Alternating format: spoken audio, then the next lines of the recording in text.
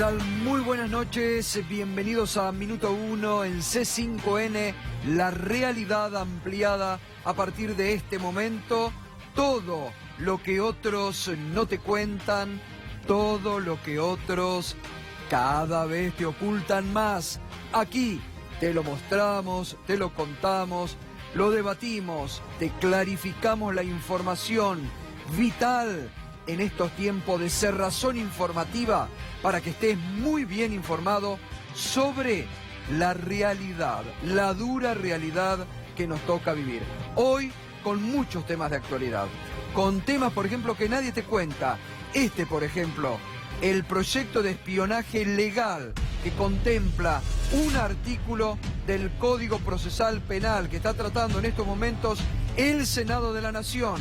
En el país de las pinchaduras ilegales, en el país del espionaje, en el país donde se filtran conversaciones telefónicas ordenadas por la justicia bajo la protección de la Corte y nadie admite de quién fue el error, ahora quieren legalizar para espiarte más, para estar más sobre tu intimidad. Enseguida te lo vamos a contar porque nadie te lo va a contar.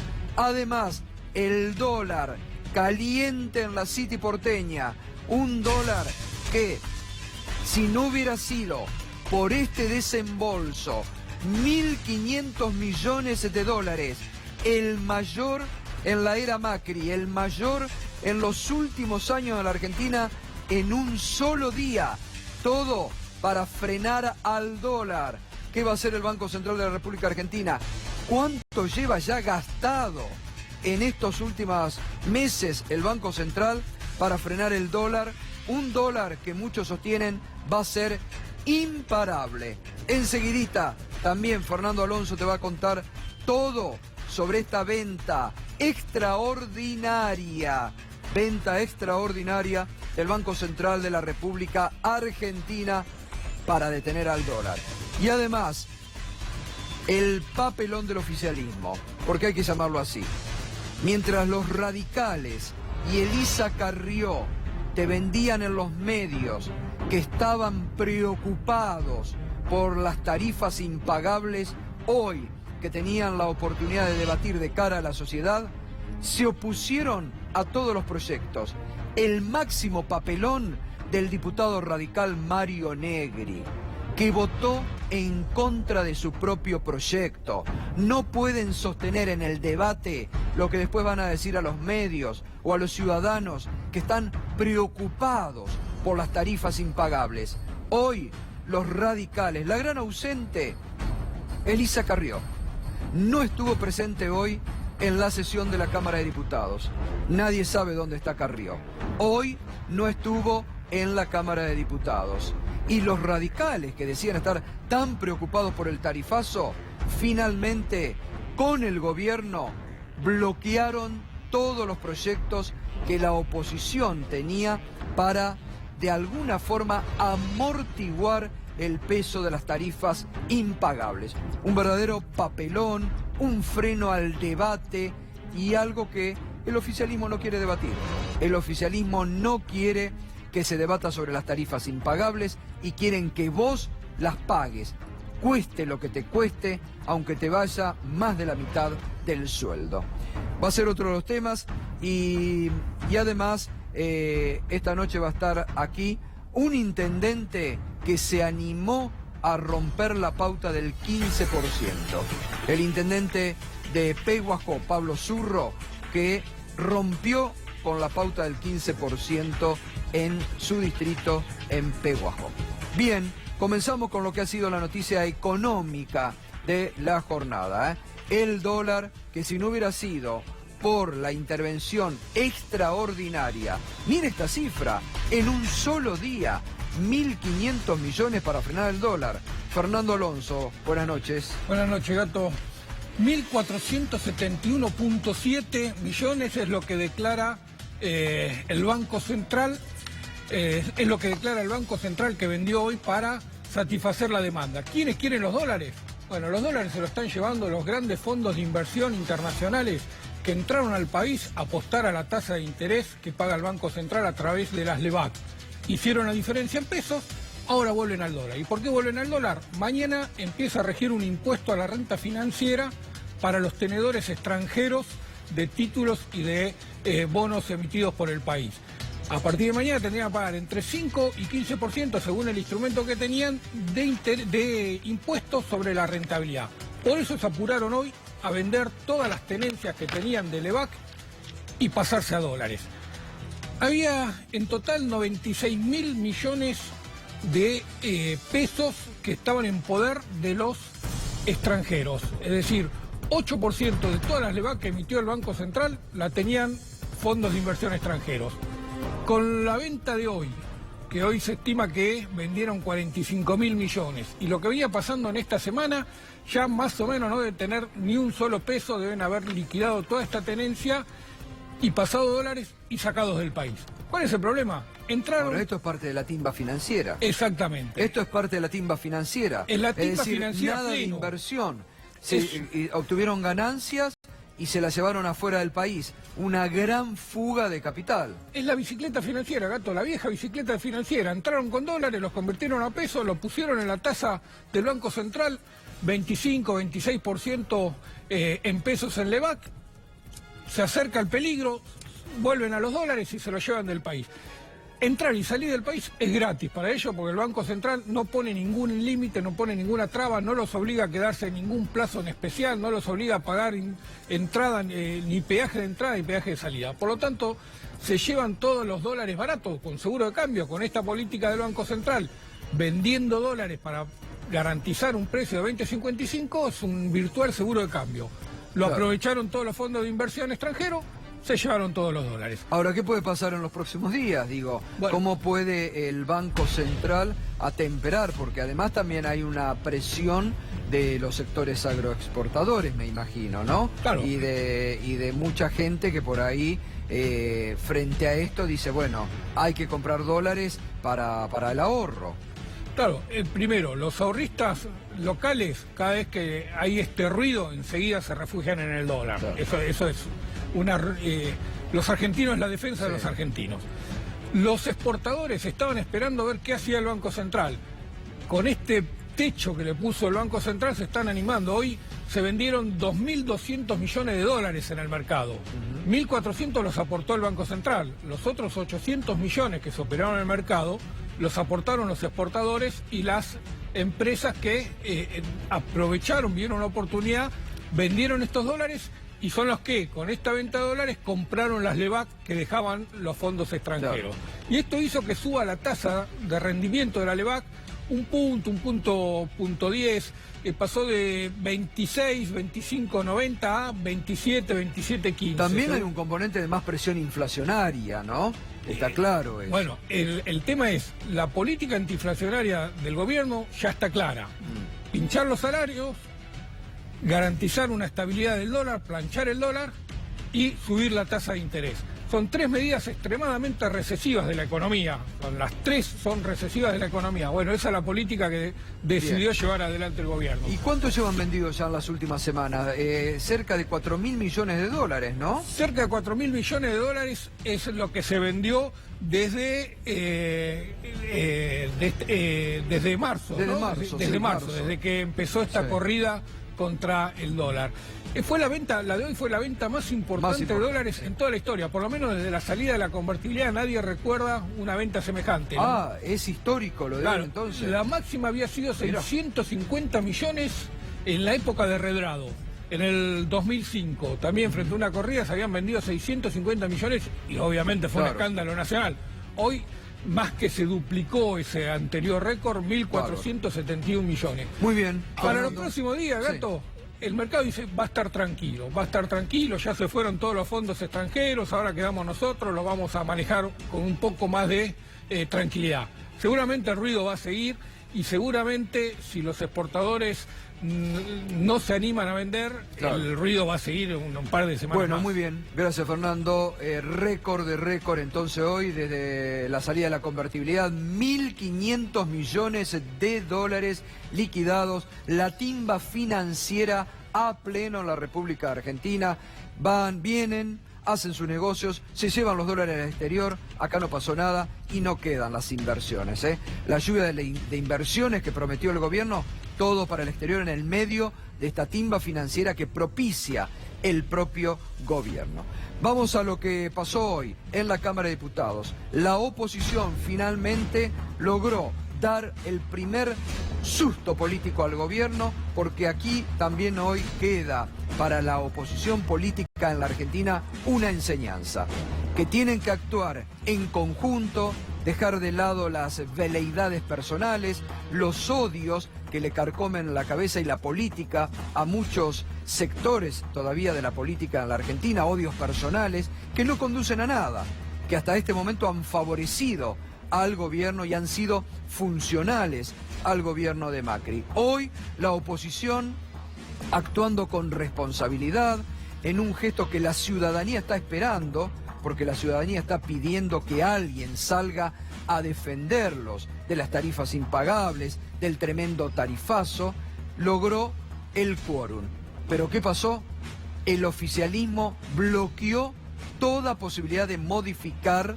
Hasta los radicales que se habían comprometido, se notaban preocupados. Bueno, todo quedó para la demagogia, porque bloquearon junto al gobierno toda posibilidad de modificar el tarifazo del gobierno. La gran ausente, otra que se había mostrado preocupada, la diputada Elisa Carrió, fue la gran ausente de esta jornada. Esto es lo que ponía la diputada Mayra Mendoza. Esta banca señalada en el recinto es de Elisa Carrió. No está en la sesión que estamos intentando frenar los tarifazos. En los medios se manifestó preocupada por las tarifas, pero es mentira. Si le importaría, estaría acá. Basta de tarifazos, basta de mentiras de Cambiemos. La diputada Mayra Mendoza, que muestra la banca de Elisa Carrió vacía en la jornada de hoy. Y reitero, los radicales, que igual que Carrió decían mostrarse preocupados, también votaron con el gobierno frenando. Se dio el papelón, creo, el papelón, ¿no?, de Mario Negri, diputado radical, que votó en contra de su propio proyecto. Votó en contra de su propio proyecto. Un gran papelón realmente. Bien, esto decía la diputada nacional Graciela Camaño. Presidente, saludo que el bloque del oficialismo haya decidido venir a la sesión y no haya decidido estar atrás de las cortinas y dar el espectáculo que se dio la semana pasada. Aún cuando lamento que estar en la sesión sea una estrategia para obstruir la posibilidad de que discutamos y le demos a la sociedad un resultado con respecto al tema de las tarifas. Las tarifas no pueden aumentar más de lo que aumentan los ingresos. No pueden aumentar más. El contexto de falta de resultados en la economía los pone en la situación de observar que este problema lo tienen que resolver con una caterva de funcionarios en los órganos de control que eran ex-CEOs de las empresas de energía. Aterrizó por voluntad del Poder Ejecutivo en el área energética. Este es el problema que tenemos. Este es el problema que tienen. Tienen el problema de tener el huevo de la serpiente metido en Balcarce 50. Cuando el señor Shell o Aranguren, como más les guste, que representa claramente los intereses de sus propias acciones, porque no puede caber en ninguna cabeza la idea de que un empresario con acciones en una empresa vaya en detrimento de su propio interés. Porque estas son las cosas que no nos pudo explicar Aranguren. ¿Por qué le comprábamos gas a Shell y le vendíamos a algún otro país? ¿Por qué el gas entraba por algún lugar que era poco santo? Todas estas cosas están en la versión taquigráfica de cuando tuvimos la suerte de que el señor Aranguren nos visite en la Comisión de Defensa al Consumidor. Durísima la diputada Graciela Camaño, pero muchas verdades de lo que dijo, calificando al señor Shell, al ministro, indicando que tenía el gobierno el huevo de la serpiente en Balcarce 50. representativo, además de los intereses que, que tiene ahí todo el entramado energético que en estos días hemos estado analizando en este programa.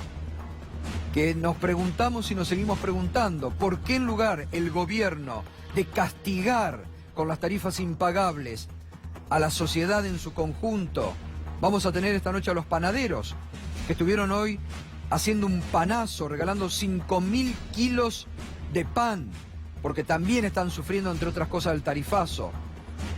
¿Por qué castiga a los sectores productivos de la Argentina, a los pequeños y medianos empresarios, al cierre de comercios? ¿Por qué en lugar de castigar a la sociedad de esa forma, el gobierno no va y le pide a los dueños de las empresas, que se han ganado ya más de 11.000 millones de pesos? Se han llevado más de 11.000 millones de pesos. Es una barbaridad. ¿Por qué no les pide a ellos una solución o una actitud solidaria con todo lo que han ganado? O a los sectores más poderosos de la economía, el gobierno veta toda posibilidad de debate en la Cámara de Diputados. El gobierno veta la posibilidad de que haya otras posiciones y mantiene el tarifazo porque va a seguir beneficiando a sus amigos, a los dueños de las empresas, porque está clarísima.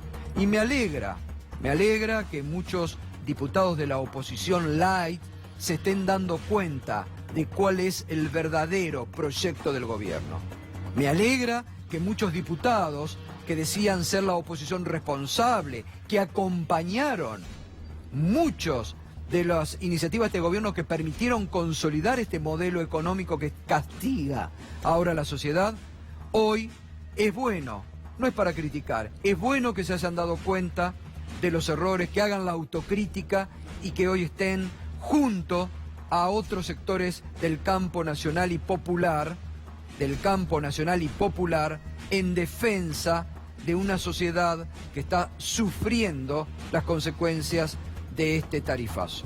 El cruce fuerte que se produjo entre el ex ministro de Economía, Axel Kicillof, y Mario Negri en Diputados esta tarde. Y hoy los medios afines, el gobierno, el oficialismo aseguró el quórum. Mentira, vinieron acá porque iba a haber quórum.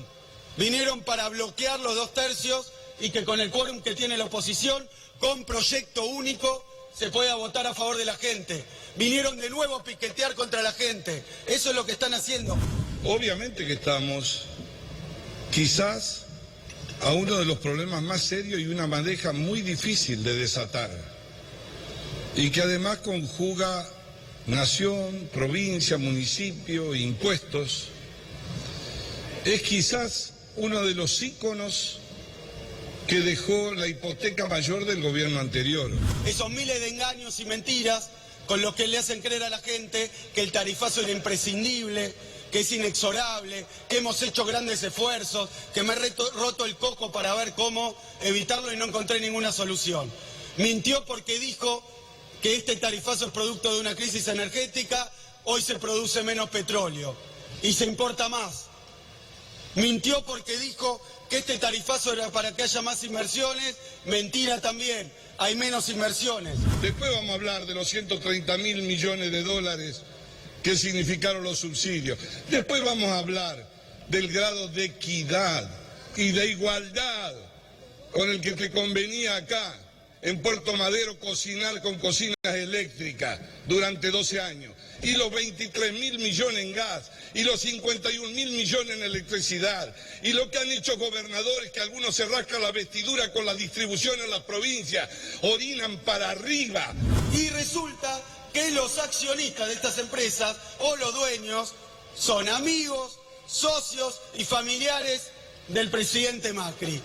Entonces esto es muy claro, le están sacando a la gente y le están dando a la runfla que forma parte de esta alianza gobernante. Ustedes provocaron un incendio en la Argentina y hoy lo que nos vienen a proponer es que entren los que todavía no pudieron estar adentro.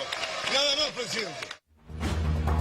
Bueno, Mario Negri, de la Unión Cívica Radical, ya hemos hablado mucho cómo el radicalismo ha arriado banderas históricas en la defensa de muchos sectores sobre todo de la clase media, que siempre fue un partido de la clase media, ¿no? Mario Negri hoy convertido en el principal vocero del gobierno, defendiendo lo indefendible, defendiendo las tarifas impagables, poniéndose en contra de sectores productivos de la Argentina, de la sociedad, de las familias, que cada vez tienen que hacer un esfuerzo. ¿Sabe lo que está pasando? ¿Sabe lo que está pasando? Ya se está dando, y hoy lo estaban mostrando, lo han vivido compañeros nuestros. Uno va a un café, a tomar un café, que hoy están por las nubes, o un café con leche, y ya han empezado en muchas confiterías, te cobran un extra cuando querés usar 40 pesos de extra en una factura. ¿Por qué? Porque claro, dicen y no. El otro día le pasó a un compañero mío en Radio 10 que fue a una confitería, como muchos hacemos nosotros, cuando fue el momento de pagar y mira el ticket, dice extra energía 40 pesos. Muchos. Si, mira, Nico, si podemos ahora, o Charlie, o Luquitas, estaba recién creo en el portal Infobae, también mostrando esto, para que vean que lo que les estoy diciendo es lo que está pasando. En muchos bares ya te empiezan a cobrar un extra, porque, y dice, pero con lo que me está viniendo de las tarifas, no puedo afrontar que todavía la computadora o la carga de un celular o lo demás, y te están empezando a cobrar un extra, 40 pesos. Muchos lados te cobran un café 40 pesos y el extra por el uso de la energía es de 40 pesos. Ahora le vamos a mostrar la factura para que lo vean. Muy bien, fíjese cómo esto está golpeando, lo hemos venido mostrando en estas últimas semanas, a la sociedad, pero cómo se refleja en las encuestas. Anoche lo explicaba muy bien Tito Bachmann, Tito Bachmann decía altísimos los porcentajes de rechazo, incluso en la base de sustentación política de Cambiemos, de este tarifazo. Se conoció hoy una nueva encuesta, en este caso de Analogías. Miren los números. ¿Cómo impactan los aumentos de tarifas en su economía familiar? Mucho o bastante, 83,9%. Mire este número. Ahora yo digo, el gobierno, los radicales, Elisa Carrió, ¿no ven estos que muchos de ellos son votantes? ¿Cómo les está impactando en el presupuesto familiar? En familias que no llegan a fin de mes, en familias que tienen que empezar a renunciar a muchas cosas. Mire esto, Analogías. Última encuesta, esto es en la provincia de Buenos Aires, Atención a las autoridades de la provincia de Buenos Aires. Esto es en el territorio de la provincia de Buenos Aires. ¿Cómo impactan los aumentos de tarifas en su economía familiar? Mucho o bastante, 83,9%. No sabe 1,6, poco o nada 14,5. ¿Qué opinaría respecto a un eventual congelamiento de tarifas por los próximos 2 años? Eran algunos de los proyectos que se trataban hoy en la Cámara de Diputados, ¿no? De acuerdo, el 76,2%. El 76,2% de los bonaerenses está de acuerdo con un eventual congelamiento de tarifa por los próximos 2 años. Esto no va a ocurrir, porque va a haber aumentos en octubre y va a haber aumentos el año próximo. En desacuerdo el 15,6, no sabe 8,2. Seguimos. ¿Cree que el dato de baja de la pobreza que anunció el gobierno la semana pasada es verdadero? No, 60,6. Es rotundo, No le creen al gobierno en la baja de la pobreza. Rotundo no, 60,6%. Sí, un 25,2, no sabe 14,2. Otra pregunta. ¿Cómo cree que estará la economía este año? ¿Habrá estancamiento? 34,9%. ¿Habrá recesión? 32,1%. ¿Habrá crecimiento? 20,8%. No sabe 12,2%. Ahora fíjese, entre habrá estancamiento y habrá recesión, arriba del 70% casi, 70% de opiniones negativas sobre la economía de la Argentina. Percepción negativa que además están mostrando otras encuestadoras o o la Universidad de Itela. ¿Cómo evalúa qué es la pobreza actualmente en Argentina? Mayor que en el 2015, 55,4%. Menor que en el 2015, 17,5%. Igual que en el 2015, 21,6%. Fuente analogía, última encuesta, datos en la provincia de Buenos Aires. Realmente números que debería tener en cuenta el gobierno, que está envuelto en su microclima, en su propia realidad, en creer que los negocios están vacíos porque la gente compra online. ¿Quién puede creer eso en la Argentina de hoy? Bueno, hoy se vivió 5.000 kilos de pan, se repartieron en la Plaza de los Dos Congresos. Había gente desde las 3 de la madrugada haciendo cola para retirar medio kilo de pan. Vamos a ver los testimonios. La realidad es que nos sentimos muy acompañados con la gente, nos conmocionó mucho en ver la necesidad de la gente. No pensamos que tanta gente iba a madrugar tanto para esperar un kilo de pan. Yo llegué alrededor de las 3:30 de la mañana. ¿De dónde viniste? De Merlo de verdad. Yo vengo de Benavides, partido de Tigre. Mi nombre es Gabriel. Y bueno, viajando vine con la línea 60. Que tarda casi 4 horas en ir y volver. Vino exclusivamente de Tigre, solamente para buscar el pan. Exacto. Necesita el pan. ¿Por qué vino? Cuéntenos. Por supuesto, soy jubilado hace 1 año y medio y me jubilaron con el mínimo. Me jubilaron con 4.100 pesos este gobierno, 4.100 pesos. Así como yo, todos los que estamos acá es por la necesidad. La situación está difícil para todos, pero para nosotros que la gente de condiciones más humildes son los que más necesitamos y estamos más afectados, ¿no? Y se notó que la gente necesita ayuda.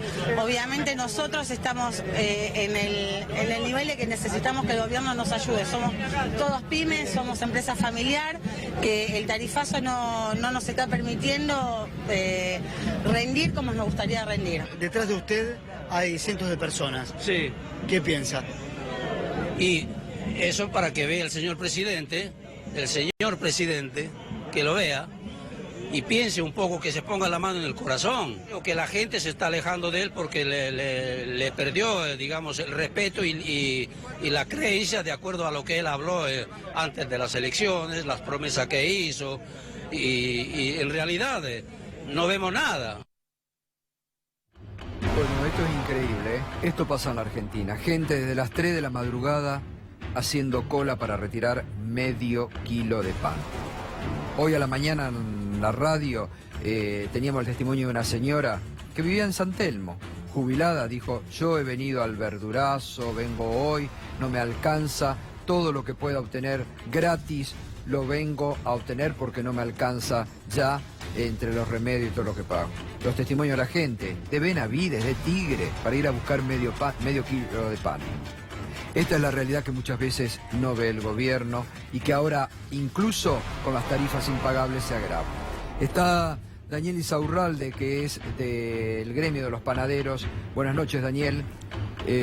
Y con una situación también ustedes muy dramática, no solamente por el aumento en el precio de la harina, que va a hacerle aumentar nuevamente el precio, venden cada vez menos, sino también con las tarifas impagables que están sobre ustedes también, ¿no?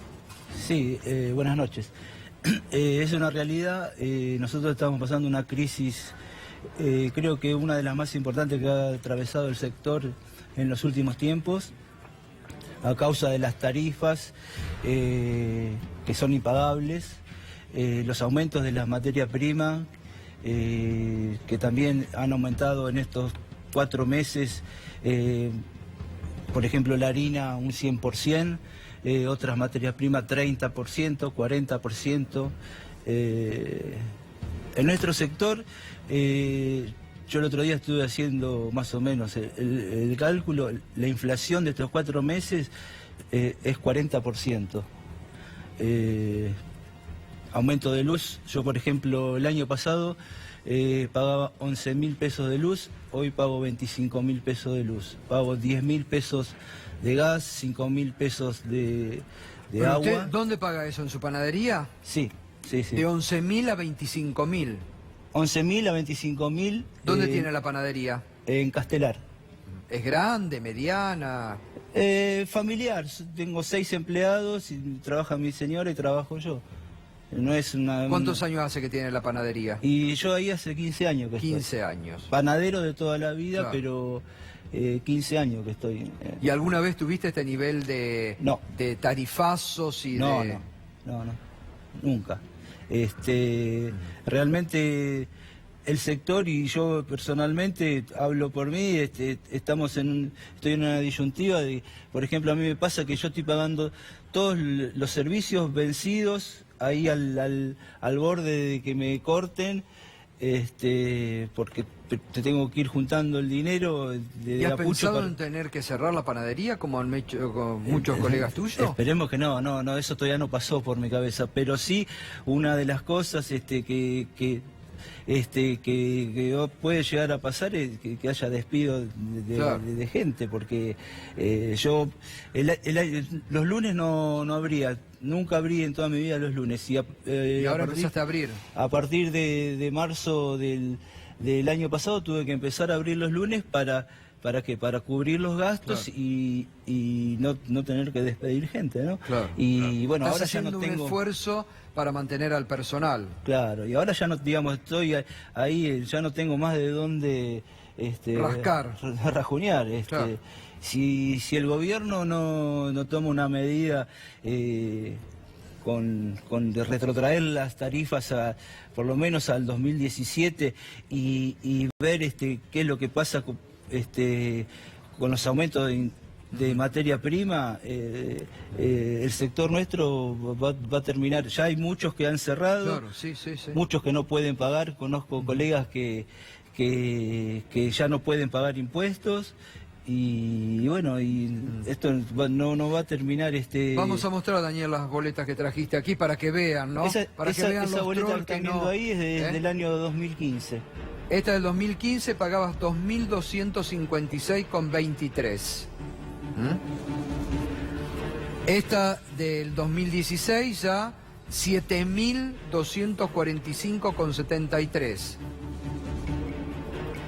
La del 2017, 11.715. Es decir, se fue actualizando bastante en estos años, ¿no? Sí. No es que... pero ya podrían haber parado un poco la mano. Actualizaron bastante. Y la última, 25.074,41 centavos. Es decir que, fíjense, en este desarrollo de estas últimas 4 boletas, cómo en estos últimos 3 años fueron ganando mucho ya las empresas. Ahora tienen una voracidad de cada vez ganar más, porque se hubieran podido detener antes, porque está clarísimo cómo fue aumentando en estas 4 tarifas, en estas 4 boletas la tarifa. A ver, vamos a repasarla porque es un muy buen ejemplo, ¿eh? Es un muy buen ejemplo para ver realmente cómo fue aumentando y la voracidad de las empresas, ¿no? En el 2015 pagaba 2.256 pesos con 23 centavos. En el año 2016 ya le subieron 7.000, fue mayo, ya el primer tarifazo del gobierno, de 2.000 y pico, 7.245. 2017, 11.715. Y la última, 25.074,41. Así que, Fernando, ¿de cuánto el porcentaje de aumento en los últimos 3 años? Habría déjame sacar la cuenta. Vamos, rápido, Alonso, ¿para qué tenemos una economía? De 2.225.000. De 2.225.000. Es imposible sacar. 10 veces más. 10 10 veces. veces más, claro. 2.200. Qué bárbaro. 11 veces más. Es impresionante. 11 veces más. 11 veces 11 más. veces más. Ahora acá en esto se ve perfecto, ¿no? Cómo se ha dado lo que marcábamos, lo que vos marcabas el otro día, Fernando, en cuanto a lo que están ganando las empresas, ¿no? Sí, lo tenemos se acá, ve. cuando quiera lo repetimos. Repetimos Además, ahora, es bueno. Gustavo, Sí, no Darío. para porque van a seguir los aumentos. Sí, Es decir, por eso, ¿cuándo claro. frena esto? Porque Claro. antes se decía que estaba el subsidio y ahora le están sacando la plata a la gente. Y el señor tiene un negocio que genera consumo. Todo está relacionado con todo. Y Es sí. decir, el señor seguramente vende menos y tiene que pagar más. Es así, No, ¿no pero es cierto? fíjate Darío lo que está diciendo. Él tiene 6 empleados, está haciendo un esfuerzo ya que no puede más para mantener a esos empleados. Pero si él tiene que despedir, ya está ahí, en el mismo barrio, produciendo un desempleo, pierde él. ¿Y la gente consume o como antes o no consume? No, la venta cayó un 40% el último año. 40%. 40%. No, Claro. por eso, y los precios tampoco los podemos, en nuestro sector el precio no se puede trasladar semana por Claro, semana. claro. Es un producto que a lo sumo cada 3 meses uno puede hacer un recálculo de Claro, precios. Pero, claro. Bueno, Pero, quédate, ¿y qué Daniel. ganancia Ahora- tiene usted cuando le va bien? ¿Qué ganancia tiene si le va bien? Y un 20% si me va bien. Terrible. Sí. Bueno, quédate, Daniel, ahora seguimos. Bueno, hoy ha sido un día negro para la justicia en la Argentina. Realmente es un día negro para la justicia en la Argentina. Ya viene teniendo días negros la justicia en la Argentina, con un poder político de Cambiemos que ha ido en una forma vengativa hacia jueces, a perseguir con jueces amigos a muchos dirigentes o empresarios. Lo siguen haciendo. Y hoy, Darío, ¿qué es lo que pasó? Bueno, la presión del gobierno llegó a la Cámara Federal. Hoy el juez Jorge Luis Ballesteros pidió licencia por 20 días y se dice que después va a empezar su trámite de jubilación. Eduardo Fara hoy no estuvo en la Cámara, con lo cual no estaba en su cargo. Ya está esperando que el Consejo de la Magistratura le dé un asilo en otro tribunal. Y lo digo como es, un asilo porque de alguna manera él lo que quiere es dejar esa Cámara ante las presiones. Recordemos que esto tiene que ver con el fallo de Cristóbal López y Fabián de Sousa, que no le gustó al gobierno, en realidad no le gustó a Mauricio Macri. Estos dos jueces no están hoy por hoy en la Cámara. Y usted me dirá, pero está Martín Irurzun. Tampoco está, porque pidió licencia por 15 días. ¿Y quién está a cargo hoy de la Cámara Federal, la principal Cámara de la Argentina, donde hay detenidos, gente con prisión preventiva, causas de narcotráfico? ¿Quién resuelve hoy un pedido de excarcelación? ¿Quién resuelve hoy una apelación? Nadie, porque estos dos jueces ya no están, Martín Irurzun está de licencia. ¿Y sabe qué hicieron hoy? ¿Le suena a Leopoldo Bruglia, el último que entró? Algunos dicen por contactos con algunos amigos del presidente, con el abogado del presidente. Leopoldo Bruglia hoy fue nombrado en un escándalo sin antecedentes que a lo mejor usted no lo sabe porque no tienen por qué saberlo. Vicepresidente segundo. ¿Sabe para qué? Para que se diga que en la Cámara Federal hay alguien. Los otros 3 no están. Y queda Leopoldo Bruglia hasta tanto llegue Martín Irurzun dentro de los 15 días, hasta tanto Fara se mantenga en el cargo, hasta que los trasladen a un tope. Un tope es un tribunal oral penal económico, que va a ir como una especie de aguantadero, porque él quiere un cargo en el Tribunal Oral Federal de San Martín. Usted dirá, ¿qué tiene que ver esto conmigo? Que ahí no solamente hay causa de funcionarios, hay causa de cualquier persona, Claro. que es detenida, No, que pero hace aparte, planteo, Darío, y que todo se plancha, va al cajón, salvo que sea Claro. de causa de funcionarios. Pero vos tenés, desde tu experiencia como abogado y como periodista, ¿tenés algún recuerdo de una situación similar? Nunca, nunca, porque hay 2 salas. Ahí están todas las causas de funcionarios en la historia argentina en los últimos 10 años. Ya había 4 jueces, tendría que haber 6, porque cada sala tiene 3. Catani, que está muy enfermo, se retiró, pero lo tuvieron mucho tiempo enfermo, como firmando resoluciones y pedidos de licencia, algo que habrá que investigar en algún momento. Y por el otro lado, Eduardo Freiler fue echado de la Cámara. Pero mira, hay que hacer una lectura. Freiler se la jugó, se la bancó, se defendió y perdió derecho a jubilación, perdió todos los derechos que puede tener alguien que trabaja en la justicia. ¿Qué queda para Fara y Ballesteros, que ante este apriete del gobierno, por supuestas coimas, por supuestas relaciones, se van de la justicia y dan un paso al costado? ¿Qué le queda para la gente? ¿Que tienen algo sucio o que tienen miedo? Y la verdad que estos tipos han resuelto durante un montón de tiempo la situación de funcionarios importantes, como ser Mauricio Macri, Claro. el sobrecimiento en la causa que tenía que ver con las escuchas, como ser la causa de Héctor Mañeto y Mitre, vinculada al tema de papel prensa. Es decir, cuando fallaban a favor servían cuando fallaron en contra no sirven. Así no es la justicia, así está en un estado de descomposición que la vamos a sufrir todos. Yo ya lo adelanté, en la Cámara Federal en algún momento va a explotar todo y no va a quedar nadie, ni Bruglia, digo. No, la verdad que es una vergüenza, es a nivel institucional peligroso, esto no llama la atención, pero realmente es muy, muy peligroso la embestida del gobierno, persiguiendo, escrachando, acallando jueces, presionando para que fallen como el gobierno quiere. La verdad es una presión pocas veces vista en la historia democrática de la República Argentina. Sobre esto hoy también se refirió en el Senado la expresidenta Cristina Kirchner.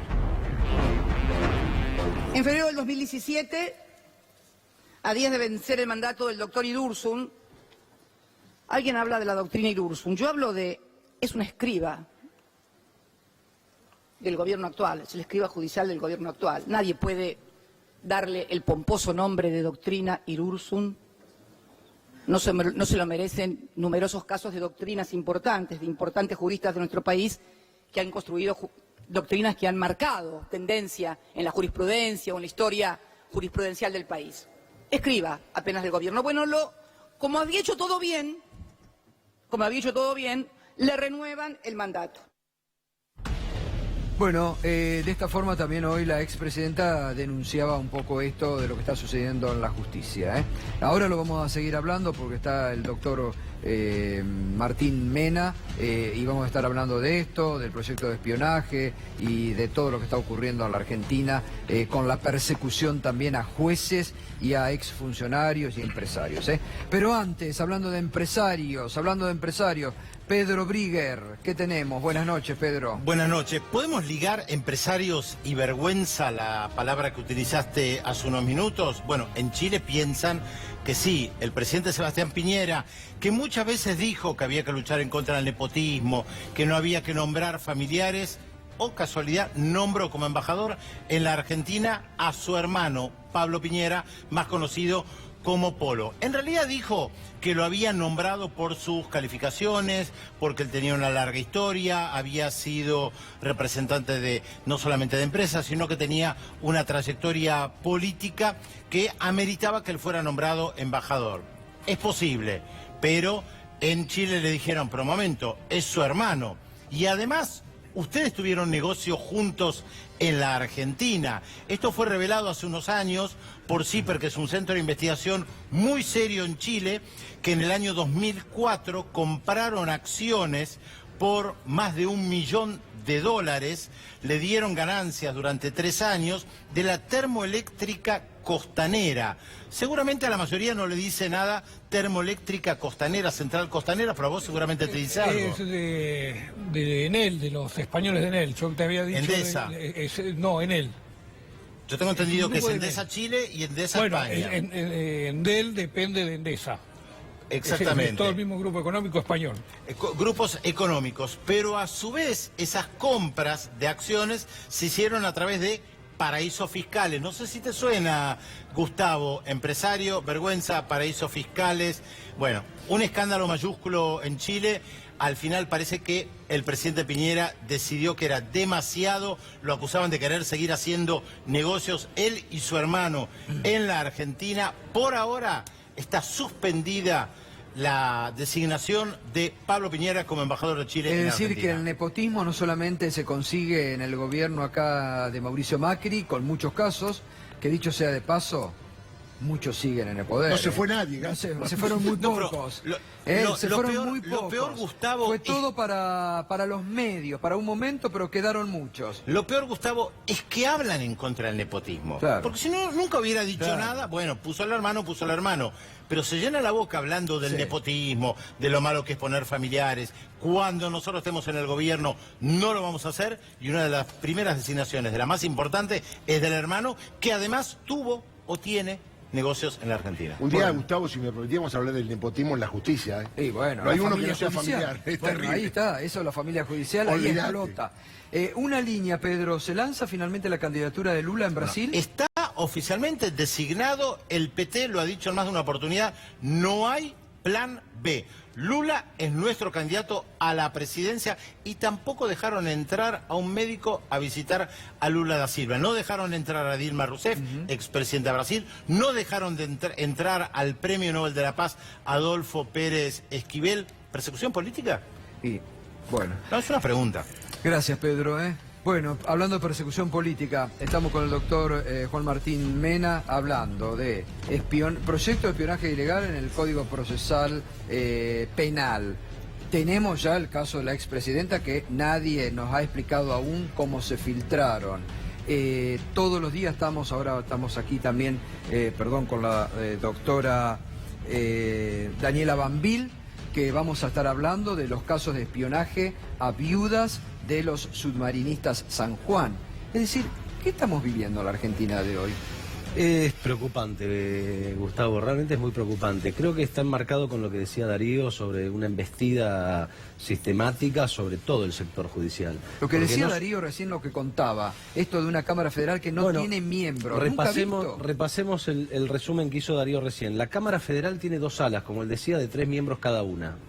Desde hace muchos años había 5 jueces exclusivamente porque había una vacante sin cubrir, fruto de que no había acuerdo político para resolver el concurso para cubrir esa vacante de la Sala 1.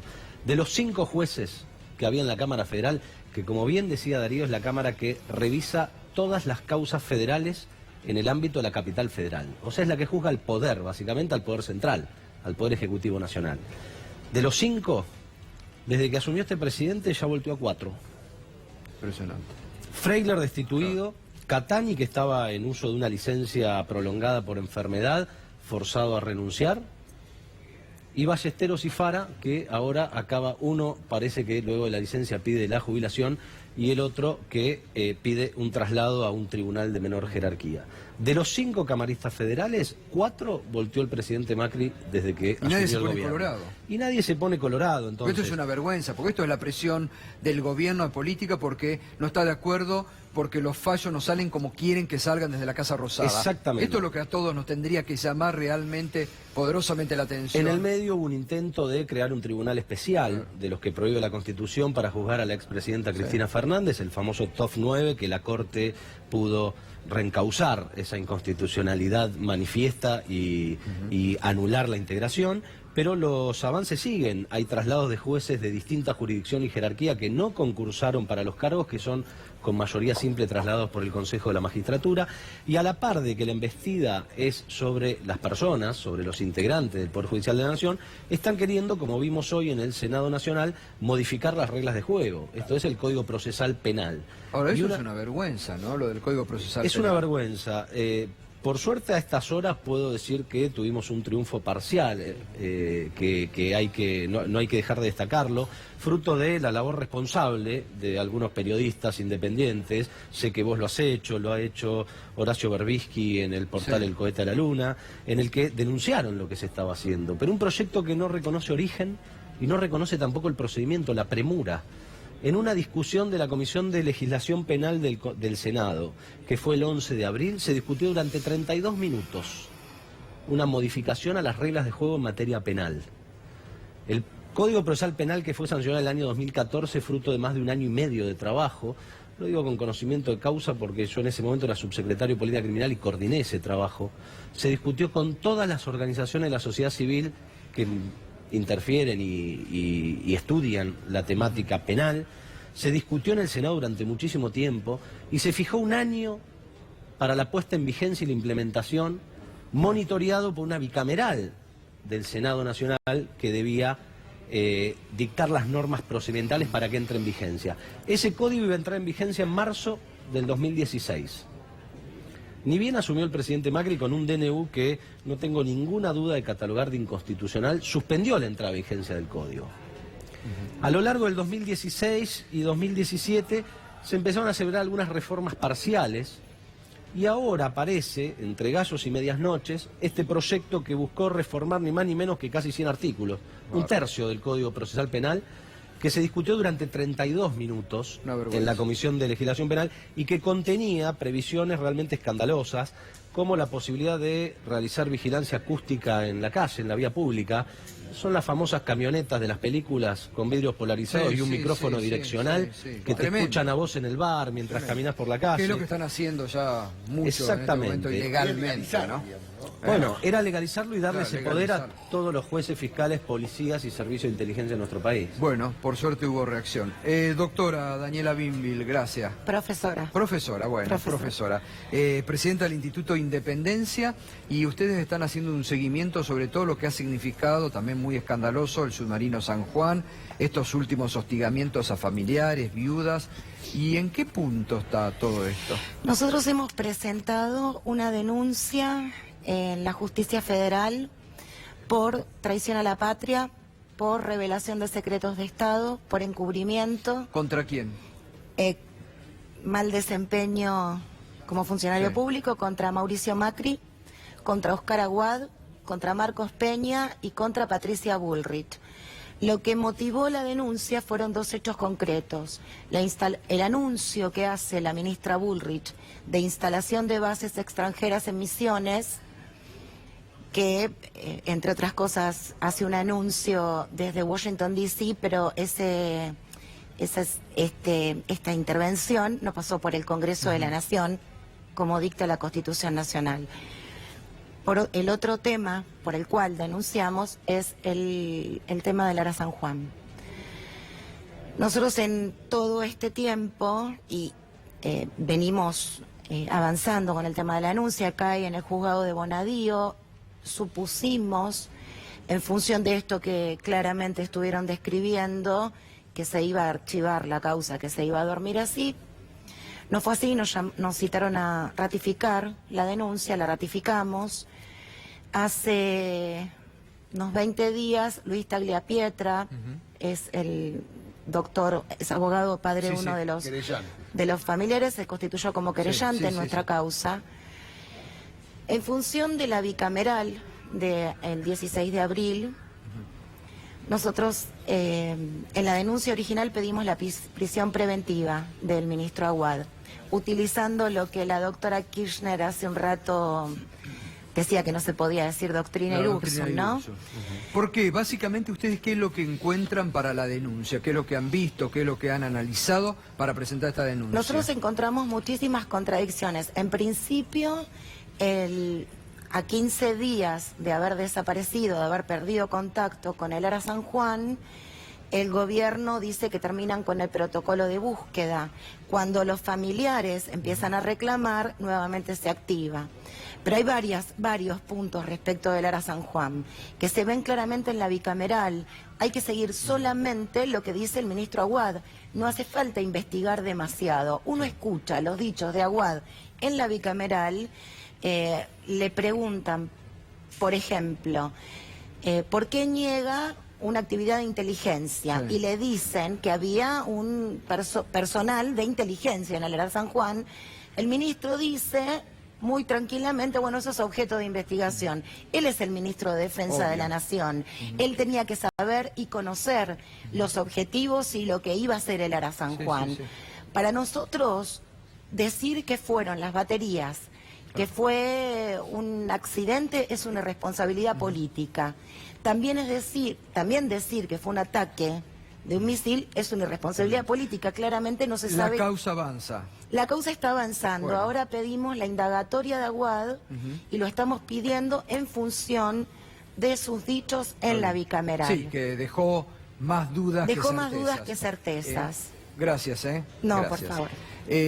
Daniel, antes de despedirte, ¿y qué piensan hacer? Porque el gobierno mantiene el tarifazo, mantiene estas tarifas impagables. Esperemos que después del día de hoy el gobierno reflexione y se haga eco de nuestro reclamo. Nosotros hemos mandado una carta al presidente, otra carta a la gobernadora, nunca nos respondieron.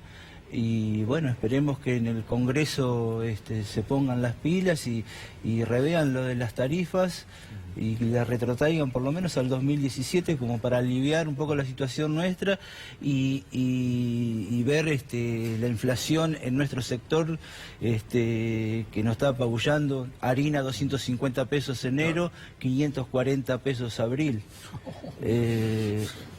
Muchísimo. ¿Cuánto es la harina en el costo del pan? Y cuando tenés que calcular un 15, un 20%, pero depende, nosotros ahora no podemos trasladarlo al precio.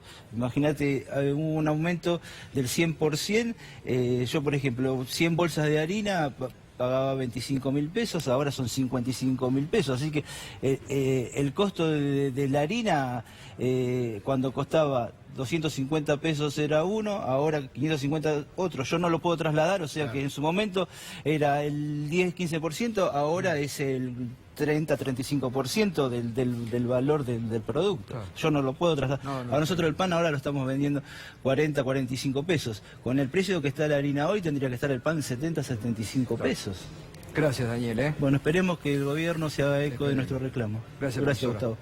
Quédese, doctor, por favor, Sí, porque hay no. muchos temas interesantes para seguir hablando. Enseguidita, tras la pausa, obviamente que vamos a seguir hablando de las tarifas impagables. Va a estar aquí, ya está, el intendente de Pehuajó, el que desafió la pauta del 15%, porque en su municipio dio mucho más allá del 15%. Y además le vamos a preguntar a él, como pidió el presidente Macri, ¿puede hacer algo para que baje el precio de estas tarifas impagables? Y enseguida te vamos a contar en detalles cómo es el proyecto espionaje en el que intentan meterse en tu vida. Ya volvemos con muchos temas de actualidad.